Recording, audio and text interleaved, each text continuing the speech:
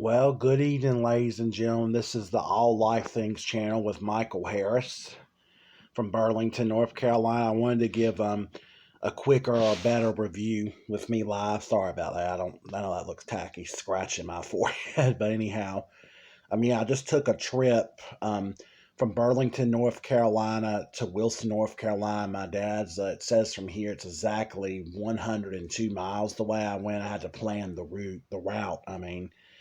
So where I took, Highway 70 that goes east to west through Burlington, North Carolina, I got on Highway 70 and went 70 east and then took old Highway 86 southeast to Highway 54 east um, through Chapel Hill, southern Durham, Morrisville, North Carolina, Cary, and which runs into Gorman, Hillsborough Street in Raleigh near NC State and the NC State Fairgrounds here in North Carolina.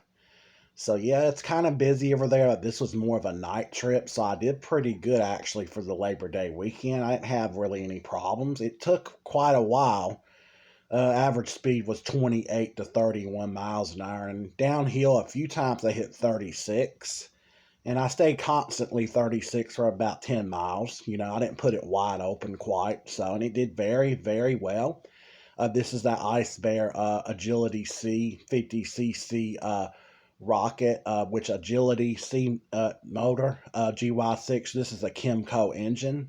I believe on this model, they put little bit different brand ones. They all look the exact same, this model, but actually the brands are not motors they put on some of these Chinese or Taiwanese scooters, but these overall I'm hearing even the ones that aren't the Agility C engine are very reliable and good for longer commutes and even a trip here and there. Yeah, a couple 100 miles. Yeah, just be mindful of crazy drivers because you're only going to top out at 37 miles an hour most. Depending on your weight, you may hit a 40. Yeah, it's not super slow, but it's slow, and you have to remember going up a hill. I only had 22 or 23 miles an hour, so I was very cautious. But I went the route you must not in North Carolina take it on the interstate where speed limits are greater than 60 miles an hour. That is just a no-no. That is completely insanely dangerous. So if you do that, there's a very good chance, I'm not saying you will, you might get hit by a Mack truck or another car because they just can't see you. Or they don't have time to see you sneaking up on you going 30 or 35 miles an hour, versus, they're going to basically approach you so quick, you're going to just be splattered on the road, and you don't want that to happen, which I can't really say much. That could have happened to me, but, I was very cautious. I wore a reflective orange gear shirt with reflective vest tape. It was very good and have bright headlights and tail lights on this model, believe it or not, versus some of the other ones I have are actually horrible. The headlights were wonderful on the last one, but the tail lights and turn signals were terrible.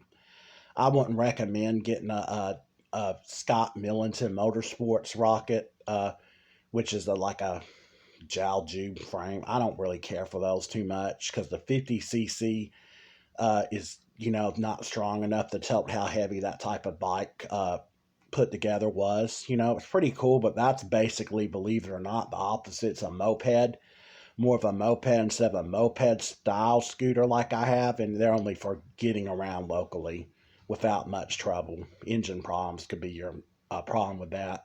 And I always got flat tires on that, but believe it or not, with this one, I have not gotten one flat tire yet. This is insane. And I already took a nail a while back and it never went flat. It's crazy.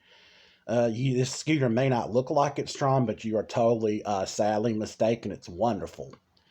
So anyway, don't take advantage of it. But if you do your regular maintenance like I do, you do your valve adjustment every 1,250 miles. And your oil change is going to be every 1,000 miles from after the break-in oil changes like I talked about in some of my last videos. It should run fine, be able to go longer distances. And one more thing, clean this bike up. Clean it up after you go on a long trip. Dust it off, clean it, wipe it off. Don't spray it. If you're going to use WD-40, spray it on a rag. Don't spray it anywhere on the bike. I wouldn't do it. No more than the plastic frame. Don't spray on any metal or engine parts or nothing. I wouldn't do that. So that it's really best to put on a rag or like some spick and span cleaner, not much, something like that, or some soap and water, and just get some of these rocks and stuff off of the tire frame or some tire lubricant, shine on the outer rims, get some of that gunk off around the engine, like from the rolls and stuff, and that way all that stuff won't bounce up into your possibly your carb or the up part of your engine or the frame or the fork. So that's the stuff you really have to do with it, and it was going to run much better. And replace your air filter every 1,500 miles, okay, or so. So I'm overdue for replacing mine, so I'm getting ready to order me another one. Because if I take it to my other owner's shop, not trying to badmouth him, with labor, it's going to be more than $50, and I can unscrew that thing easily and wipe that out and put the new one in there for less than $20 off of Amazon, and it's just the same thing, probably better. So, okay, I wanted to give y'all an update on that. Review. This is a very good scooter, and I suggest it for anybody that wants to get around town or go a little ways. But just remember what I said about traveling and speed limits and planning your route. And one more thing, uh, take some slime tire patches with you or two.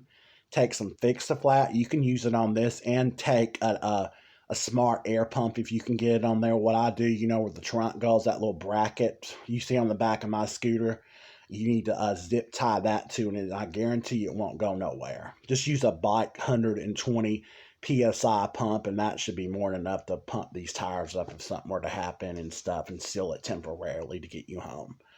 All right, like and subscribe to the All Life Things channel, and have a wonderful and blessed day and Labor Day. Have a good work week.